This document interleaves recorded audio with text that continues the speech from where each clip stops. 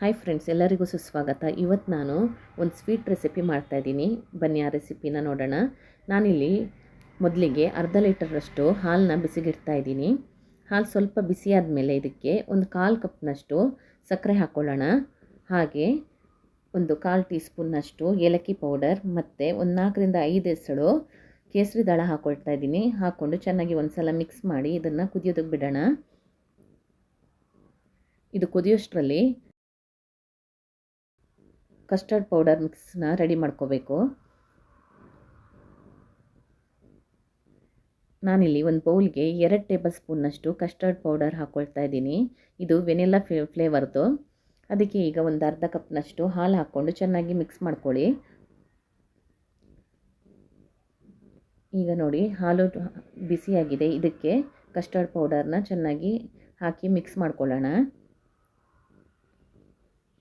ಇದು ಸ್ವಲ್ಪ ದಪ್ಪ ಆಗಬೇಕು. ಒಂದು 5 ನಿಮಿಷ ಕುದಿಸಿದ್ರೆ ಸಾಕು, ದಪ್ಪ ಆಗುತ್ತೆ. ಆಮೇಲೆ ಗ್ಯಾಸ್ ಆಫ್ ಮಾಡಿ ಇದೊಂಚೂರು ತಣ್ಣಗಾದ್ಮೇಲೆ ಇದನ್ನು ಫ್ರಿಜ್ನಲ್ಲಿಡಿ. ನೋಡಿ, ಈಗ ದಪ್ಪ ಆಗಿದೆ. ಈಗ ಇನ್ನೊಂದು ಪೇಸ್ಟ್ನ ರೆಡಿ ಮಾಡ್ಕೋಬೇಕು. ನಾನಿಲ್ಲಿ ಒಂದು 1/4 ಕಪ್ನಷ್ಟು ಹಾಲಿನ ಪೌಡ್ರು ತೊಗೊಂಡಿದ್ದೀನಿ. ಅದಕ್ಕೆ 1 ಸ್ಪೂನ್ನಷ್ಟು ಸಕ್ಕರೆ ಪೌಡರ್ ಹಾಕ್ಕೊಳ್ಳೋಣ. ಹಾಕ್ಕೊಂಡು ಇದು ಕಲಸೋದಕ್ಕೆ ಎಷ್ಟು ಬೇಕೋ ಅಷ್ಟು ಹಾಲನ್ನು ಹಾಕ್ಕೊಂಡು ಮಿಕ್ಸ್ ಮಾಡ್ಕೊಳ್ಳಿ. ಮೊದಲಿಗೆ 1 ಸ್ಪೂನಷ್ಟು ಹಾಕ್ಕೊಳ್ಳಿ ಹಾಲು.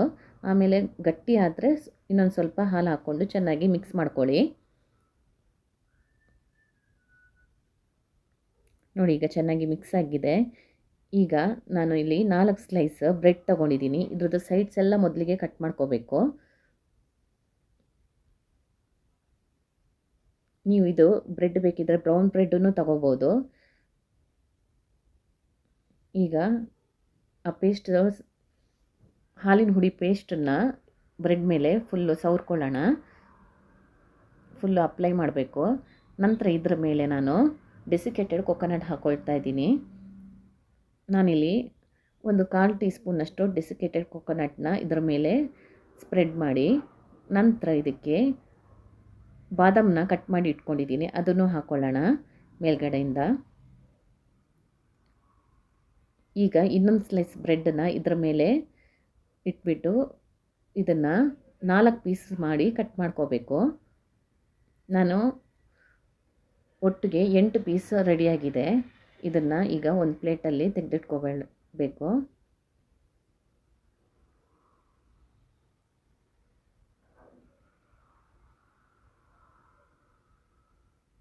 ಈಗ ಇದನ್ನೆಲ್ಲ ಒಂದು ಪ್ಲೇಟ್ಗೆ ತೆಗೆದಿಟ್ಕೊಳ್ಳೋಣ.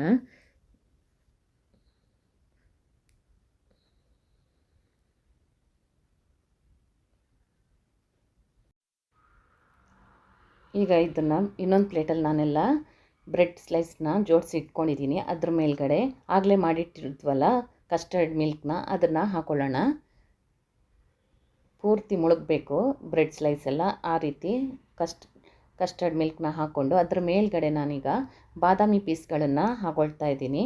ನಂತರ ಒಂದೊಂದು ಎಸಳು ಕೇಸರಿ ದಳನ್ನು ಹಾಕ್ಕೊಳ್ಳೋಣ.